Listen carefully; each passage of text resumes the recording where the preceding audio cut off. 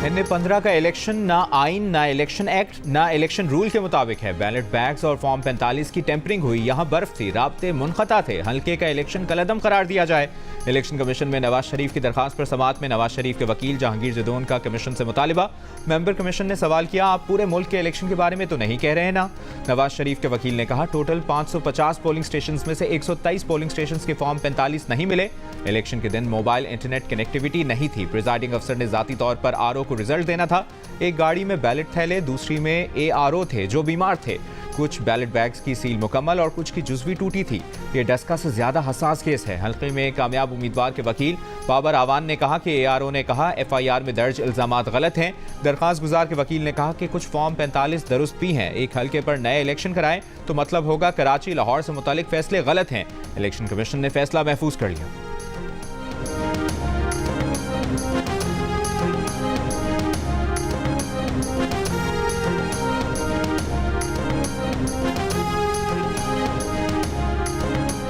कौमी असम्बली का इजलास 29 फरवरी को सुबह 10 बजे तलब कर लिया गया। वक्त कौमी असम्बली सेक्रेटेरिएट ने मुकर्रर किया।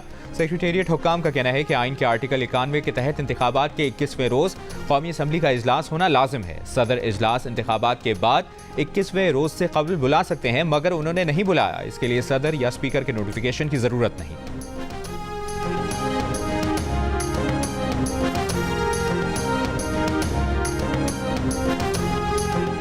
सुन्नी इत्तेहाद काउंसिल की मखसूस नशिस्तों का फैसला आज भी ना हो सका। इलेक्शन कमीशन में समाअत कल तक मुलतवी। चीफ इलेक्शन कमिश्नर ने सारी दरखास्तें यकजा कर दी। बैरिस्टर अली जफर ने दलाइल दिए, अगर सियासी जमातें नशिस्तें लेना चाहती हैं तो वो खुलकर कहें कि हम ये नशिस्त लेना चाहते हैं। MQM, पीपल्स पार्टी, नून लीग बतौर जमात आकर क्लेम करें, किसी को हक नहीं कि उनकी नशिस्त ले। आजम नज़ीर ताड़ ने दलाइल दिए कि सुन्नी इत्तेहाद काउंसिल ने एक भी सीट नहीं जीती। इस जमात में कुछ आज़ाद अरकान को इकट्ठा करके कैसे मखसूस नशिस्त दी जा सकती है? ये ऐसी जमात के जरिए आए हैं जिनको अवाम ने मुस्तरद किया। इन्होंने पहले मखसूस नशिस्तों के लिए दरखास्त भी जमा नहीं कराई। फारूक इशनाइक ने कहा कि कमीशन ने फैसला करना है कि सुन्नी इत्तेहाद काउंसिल को ये मखसूस नशिस्त मिल सकती है या नहीं।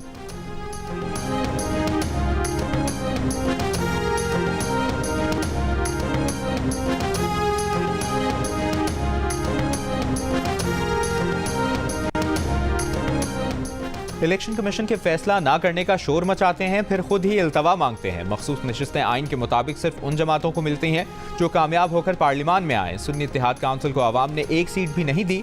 नून लीग के वकील आजम नज़ीर ताड़ की इलेक्शन कमीशन के बाहर मीडिया से गुफ्तगू। रहनुमा नून लीग अता ताड़ बोले कि हमेशा की तरह तहरीक इंसाफ आइन की पामाली की कोशिश कर रही है। कानून की मंशा यह है कि मखसूस नशिस्तों की फहरिस्त जमा हो और कागजात नामजदगी जमा कराए जाएं। PTI ने हमेशा कानून को बाईपास किया। PTI की अपनी गलती की वजह से उनका इंतखाबी निशान लिया गया। ये पहले आइन पामाल करते हैं, फिर मीडिया के सामने रोना रोते हैं। जोर जबरदस्ती करके मखसूस नशिस्तें लेने की साजिश कामयाब नहीं हो सकती।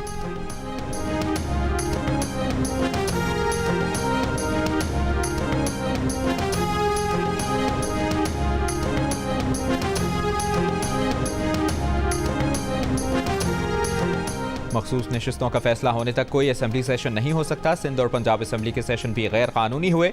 मखसूस नशिस्तें मिलने तक कौमी असम्बली का इजलास भी नहीं हो सकता। बैरिस्टर गौहर खान की गुफ्तगू। कहा, इलेक्शन कमीशन इन मामलात का नोटिस ले। सुन्नी इत्तेहाद की मखसूस नशिस्तों पर और किसी का हक नहीं। पाकिस्तान तहरीक इंसाफ 2/3 अक्सरियत से जीती है। कानून में है कि आज़ाद उम्मीदवार 3 रोज़ में कोई भी सियासी जमात ज्वाइन कर सकता है। उम्मीद है इलेक्शन कमीशन अवामी मैंडेट को मद्देनजर रखते हुए फैसला सुनाएगा।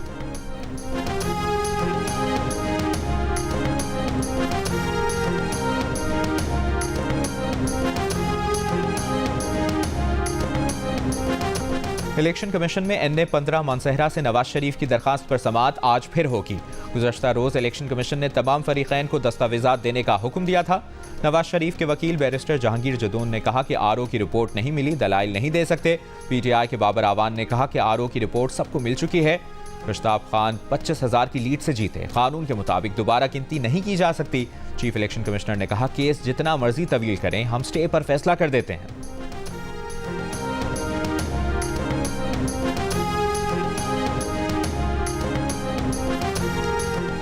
बैंक ऑफ अमेरिका ने पाकिस्तान के डॉलर बॉन्ड का दर्जा मार्केट वेट से बढ़ाकर हैवी वेट कर दिया।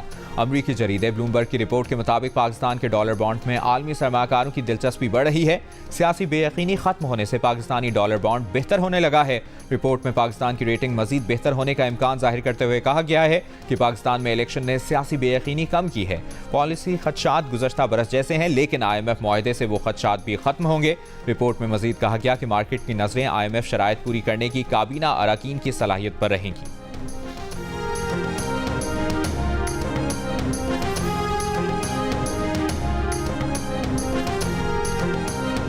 68% पाकिस्तानियों ने अवामी फलाह बहबूद के कामों के पीछे जाती तशहीर को चंद लोगों का अहम मकसद करार दे दिया।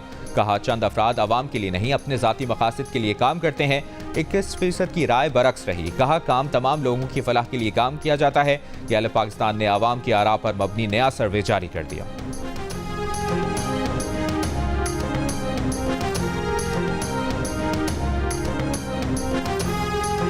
कराची इंटर बोर्ड के नताइज में रद्द-बदल के केस में एंटी करप्शन अदालत ने 6 नामजद मुल्ज़िमान की अबूरी जमानत मंजूर कर ली।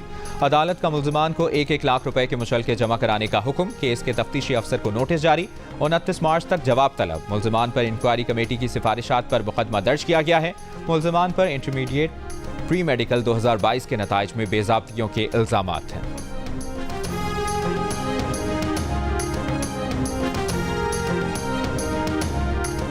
अमरीकी सदर जो बाइडन का पीर तक गजा में जंगबंदी का इंदिया। अमरीकी सदर का कहना है कि अमरीकी मुशीर कौमी सलामती ने उन्हें बताया कि हम सीज़ फायर माहिदे के करीब हैं। इसराइली फौज ने रफा से फ़लस्तीनियों की जबरी बेदखली का मंसूबा जंगी काबीना में पेश कर दिया। दोहा में कतर के अमीर तमीम बिन हमद सानी और हमास के सियासी ब्यूरो के सरबराह इस्माइल हनिया की मुलाकात। इसराइल हमास माहिदे पर तबादला ख्याल। कहा गजा से इसराइली अफवाज के इनखला और जंग के खात्मे के मुतालबे से दस्तबरदार नहीं होंगे।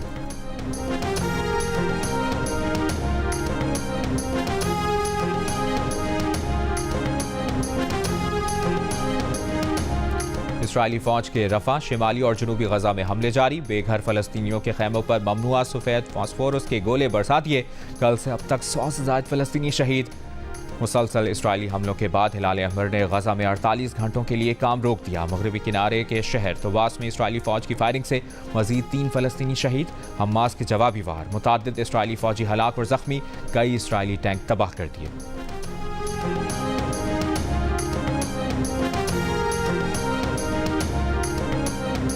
आलमी अदालत इंसाफ में इसराइली कब्जे के खिलाफ समात मुकम्मल।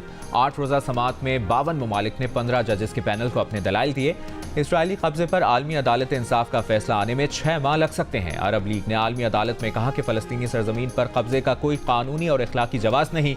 जंगल का कानून खित्ते में अमन नहीं ला सकता। इसराइली कब्जे का खात्मा ही अमन का ज़ामिन है। OIC ने गासिब इसराइल को हथियारों की फराहमी रोकने का मुतालबा कर दिया। तुर्की ने फ़लस्तीनी सरजमीन पर इसराइल के गासिबाना कब्जे को तनाज़े की जड़ करार दिया। अफ्रीकी यूनियन ने कहा गजा में इसराइली जंग एक और नकबा है।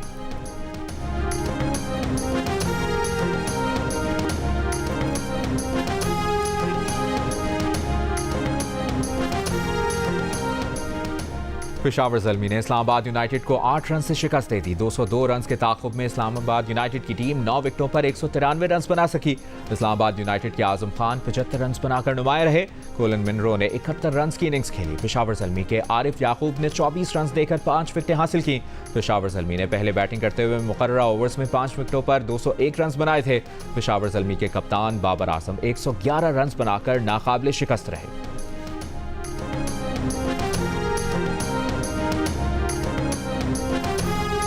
HPL PSL 9 का लाहौर में आखिरी match. Home team Lahore Qalandars और मुल्तान सुल्तान्स क़ज़ाफ़ी स्टेडियम में मद्दे मुकाबिल होंगे।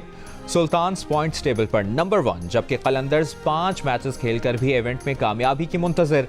कल से कराची में दूसरे मरहले का आगाज़ होगा। कराची किंग्स का मुकाबला इस्लामाबाद यूनाइटेड से होगा, जबकि हफ्ते को रावलपिंडी में 2 मैचेस खेले जाएंगे।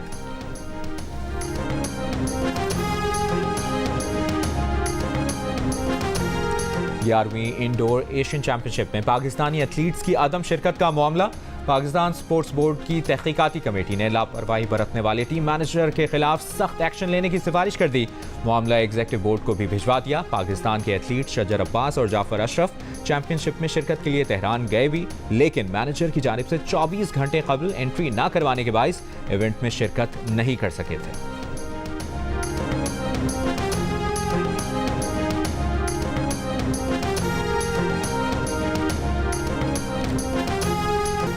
पीटीआई रहनुमाओं का सेनेट में प्ले कार्ड उठाकर एहतजाज। पीटीआई सेनेटर्स ने चेयरमैन के डाइस का घेराव कर लिया। खवातीन को इंसाफ दो के नारे।